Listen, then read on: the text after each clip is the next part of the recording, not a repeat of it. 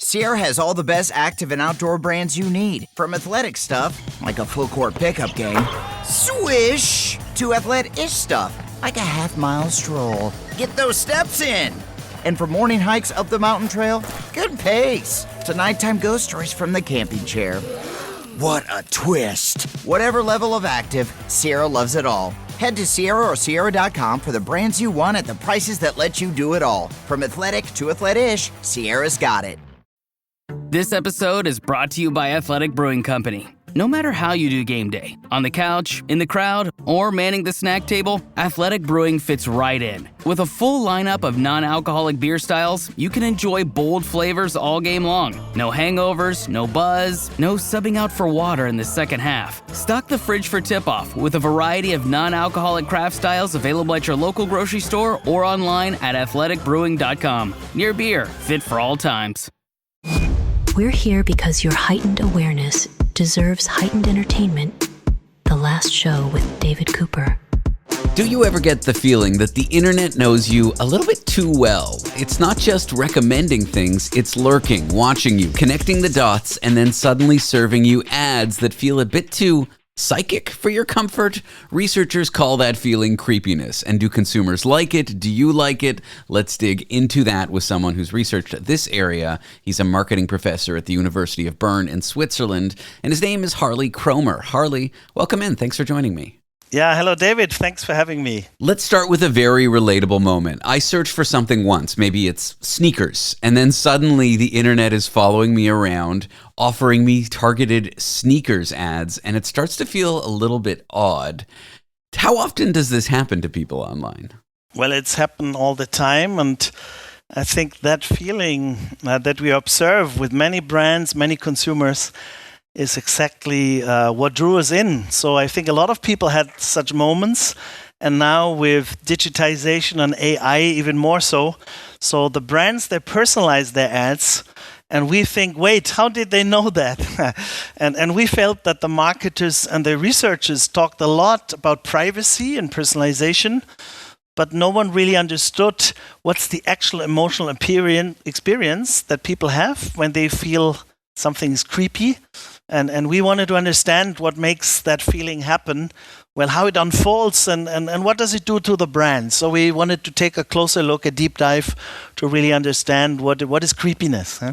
So what happens when a company tries to give me, quote, helpful personalization, and then it crosses into the, okay, that's creepy territory? What happens to me in my mind?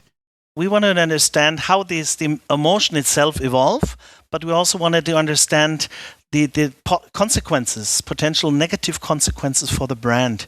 And we found that can be quite problematic, that consumers feel like someone is stalking me, it's intrusive, and there's a reactance towards the brand. So if you feel creepy, you feel something is odd, something is wrong here.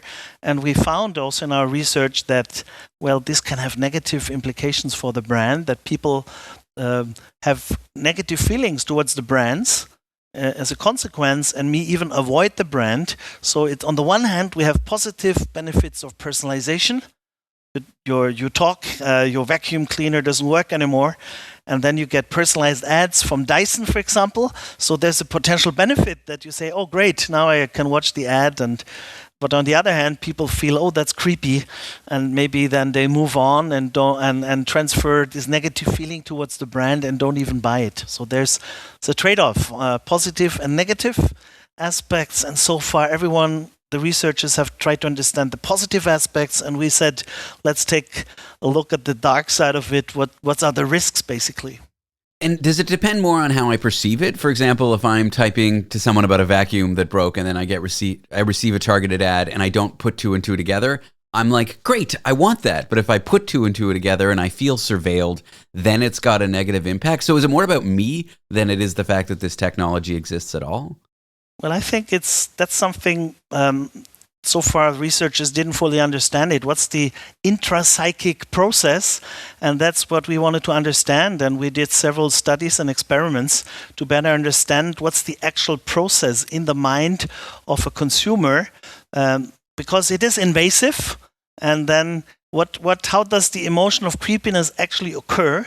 and we better understand the actual occurrence, how does it evolve the emotion, then marketers could also say what could they do that it doesn't feel creepy anymore. So that's what we also to understand, what on the one hand you want to personalize, but how can you avoid that is perceived as creepy? What could you do? That's something we try to find out. So walk me through some of these findings, some of these experiments in this territory. Yeah, great. Maybe we can just start with the first study. There we used a student example of nearly 500 students, and we showed them different kinds of scenarios where there's this digital personalization. Ads basically highly personalized.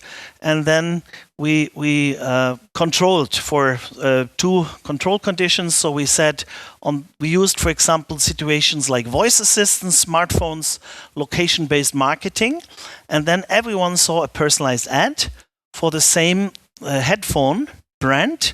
And then we measured the ambiguity. How does it feel ambiguous? The intrusive surveillance, if you feel like stalked. And we measured by self-report if the consumers feel uneasy and maybe even show reactance. And in this first study, we found that both this ambiguity, like is it good or bad, and the stalking, the intrusive surveillance, this predicted the uneasiness. And this uneasiness, this feeling of uneasiness, then predicted the reactance, the negative emotions towards the brand. So let's put it in rather plain language. When people felt an ad was hard to explain and a bit like spying, they became uncomfortable and they wanted to resist it. That was the idea. That was the first study to have the basic effect, basically see, yes, this spying feels bad and they feel uncomfortable. That was first basic study, basically. And it confirms what I think a lot of us feel when we get these ads. Now, is there a way for companies to counter this? Side note, I love that you introduced kittens into some of your work. Yeah, I think that was also in another study where we said, where we took, in a second study, we wanted to see if it's the same for all consumers. There were also differences. Well, in the third study, we also looked at different products, and in a fourth study, basically how can companies fix this? And there we used like more than 700 North American consumers, and we used an augmented reality billboard scenario and compared interventions by the brands. And basically there was transparency, one intervention. They said, okay, we are basically surveilling you. It was quite transparent that it is personalized. It was transparent to consumer. The second intervention they said we have good intentions by ensuring the good intentions. A third intention was to give a discount, a lower price, saying we individualize this and you get a discount. Another one was a monetary compensation. We say, well, we personalize it and you get some money back. And then was positive emotional cue. We said, and the idea was because we followed up on Taliban. There were Taliban fighters who were showed pictures with their Kalashnikovs and kitten. And it's also a bit creepy to see those fighters. And we basically said, okay, maybe we should also introduce such a positive emotional cue like kitten pictures while they have this individualized ad. And the final one was a charitable donation message. We say we give some funding for charitable donation. And it was quite interesting. The main finding, so basically none of these interventions changed the initial appraisal that it is ambiguous, but the people still had the creepy reaction at first. So that was very hard to undo. But only two interventions really worked that it didn't feel so creepy afterwards, to offer money and the emotional cues. But it did. Still, it felt creepy, but it didn't result in reactance. So we thought brands could individualize and at the same time use emotions. This hides the fact that it doesn't have so much, still a little bit creepy, but it doesn't have such negative consequences. So there are certain interventions to make this feel less creepy. I suppose kittens are involved in one, but is it not acting creepy? Isn't that the goal here? Or is it just to get away with it for companies? Yeah, I think basically the companies want to individualize, so they can better sell, basically, because that's the point. If you you as a consumer receive the ad that really has a benefit for you, and that's certainly personalized. Overall, even though it's a little bit creepy, you would still buy it. That's basically our message.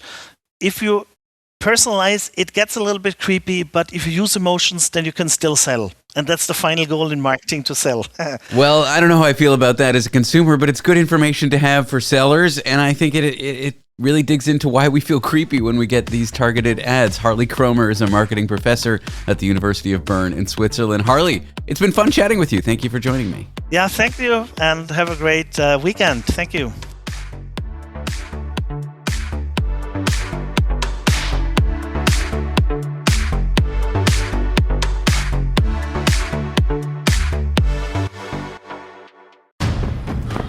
There's a world where legends race across city skylines, romance blossoms in glittering ballrooms, and there's magic around every corner. It's a world known to many as Great Britain. You've seen the action on screen. Now visit the real star of the show. Visit Great Britain. To discover more, go to tripadvisor.com/Great Britain.